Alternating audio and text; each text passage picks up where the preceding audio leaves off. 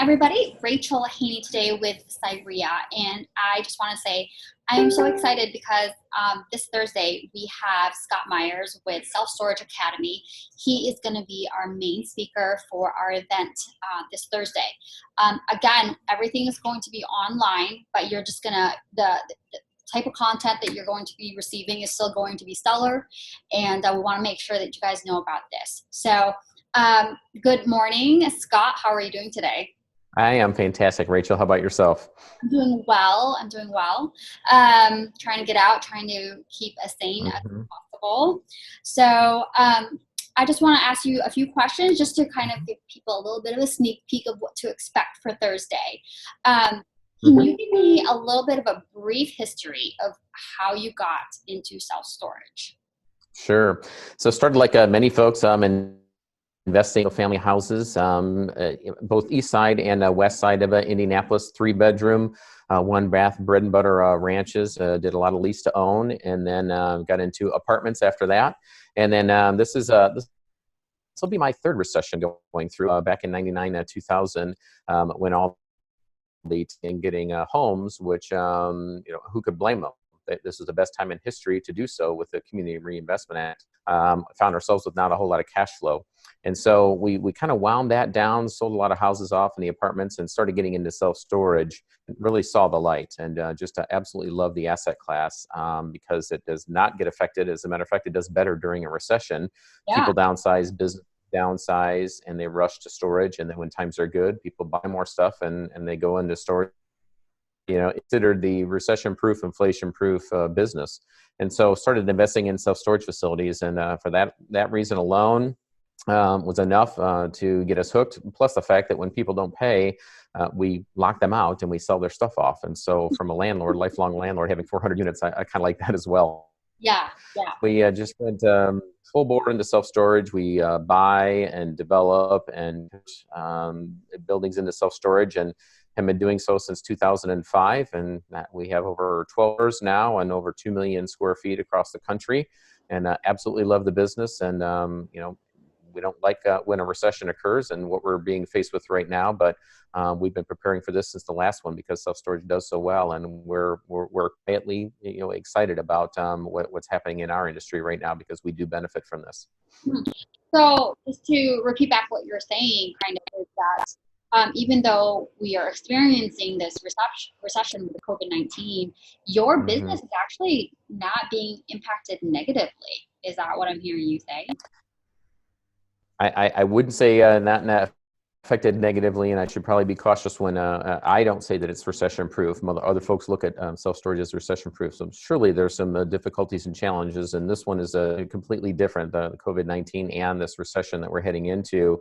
But also, like 2008, we went into a recession pretty quickly when Lehman Brothers fell, and now we have COVID-19 that forced us into a recession very quickly and without any kind of a warning or ramp up to it. But again, we know what to expect in self-storage, and that people downsize, business dies, and there's a rush to storage. At the same time, the development financing for self-storage facilities goes away because people just aren't building or looking at speculative type investments. The banks aren't, but they do look at existing facilities, and so those transactions are still moving forward. So we kind of have this perform, whereas banks love self-storage facilities because it does well during a we still are lending, and we have this absorption, a large rush to renters leasing up our facilities as well. So again, wouldn't say that there's no hiccups and it's recession proof, but right now we are benefiting from this recession. Okay. So, I've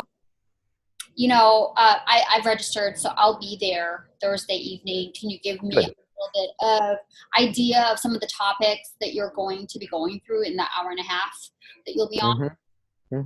Sure. So really what I'm going to be covering is the top 10 reasons why we love self-storage. And for some of those that I just mentioned, so I'll be going into detail as the reasons why, once again, this is considered one of the recession resistant and inflation resistant sectors of the economy, why it's doing so well right now, and is why, I'm not saying that everybody should do like get rid of houses and apartments and make a complete shift, but I really feel if you're going to be a real estate investor long term, that you should be in self-storage and at least have one facility under your belt that generates revenue when times are good and bad, and then go off and do whatever it is that you're doing, whether it's flipping houses or landlording, whatever that looks like.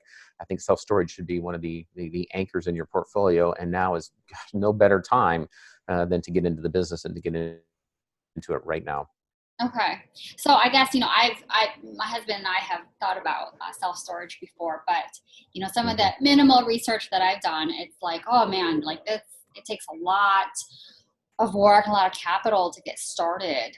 Can you refute that? Or is that something you agree with? Or I guess what's an advice that you can give to anybody who's even considered this in the very get-go? Couple ways to look at that. Sure.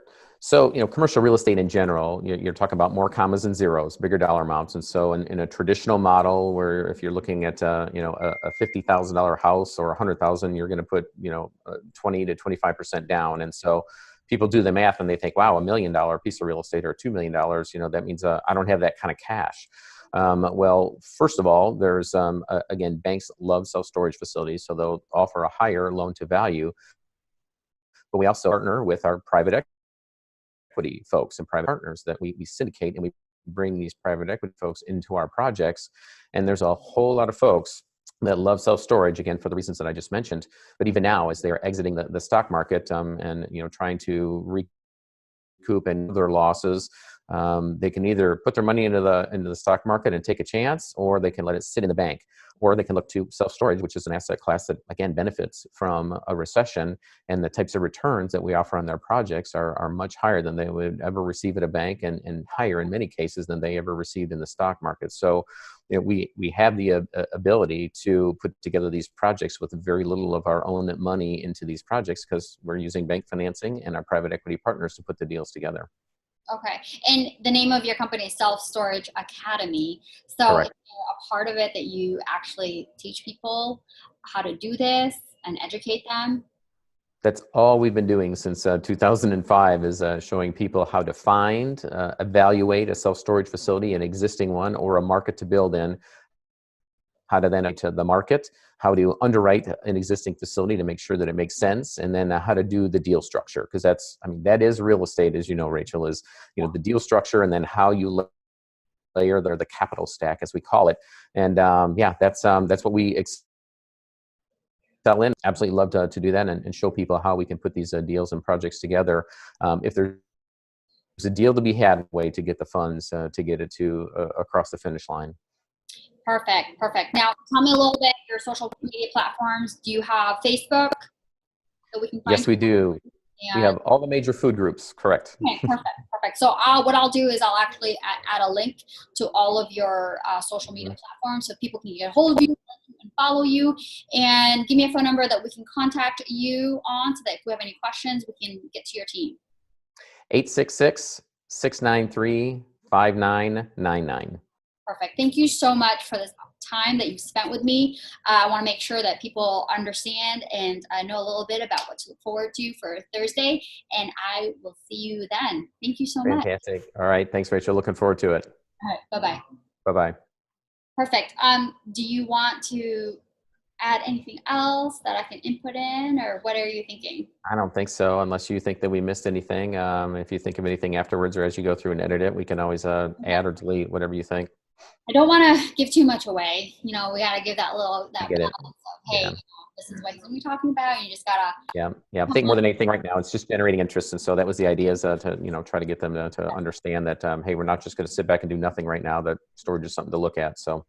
Yeah, absolutely. And definitely something that I'm sure my husband and I will reach out to you on and see how we can capitalize on this and stuff like that. Sure. All right. We drive around, we're like, oh, I know we need to get into it. Yeah, I know. Well, trust me, so did I for many years. Yeah. So, how many folks do you have registered so far for Thursday? I have no idea. Okay. Vickie will have that number. My main job is to get the news out and pretty much get it so that people are signing up. Yep. Okay. I'll be putting this on our LinkedIn. Mm-hmm. I'll try and do it to their Google business page, Facebook, Instagram, and YouTube also. So I'll actually be putting it on 5 different platforms. Perfect. Okay. Yeah, and then I'll try and send it to you. So if you want to add it on your platforms, Please do. Just send it back to Bethany, and she'll make sure that it gets out everywhere. Yeah, sounds good. Well, thank you, Scott. I appreciate. My pleasure, Rachel. Thanks looking forward to it. All right. Bye-bye. All right. Bye-bye.